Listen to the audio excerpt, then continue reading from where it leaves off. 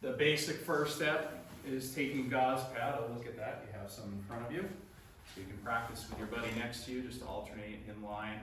But first step, if there's a bleed here or a cut that's bleeding, I want them to have as much of that red stuff circulating as possible. If I don't address it, it'll either clot off on its own, or if it's a deep enough bleed, it'll just keep oozing. The more blood they lose externally, what if they had internal injuries?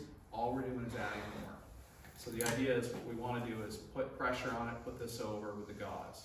If this becomes blood soaked, I'm going to put another one over it if I have it and apply pressure. Then after that, I'll show you how to convert it to a pressure dressing. We'll mobilize it, because again, if that limb is low, if it's dependent, gravity is going to cause more bleeding. If it's caused by a bone or something, moving that bone is just going to carve it up some more, make it bleed more.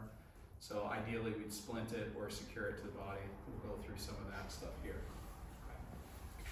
So just pressure and gauze. So having some of these trauma pads, gauze pads, ABD pads, these are nice to at least have the 4x6s. I like it when my kit can have one of the big trauma pads, 10x12, because now if it's a really big bleed, I can fold it over and do a couple layers. Or I can cover a large wound, because again, how many of us have gutted an animal and you know that when you unzip that, what happens to the guts? Unfortunately, that happens to people too.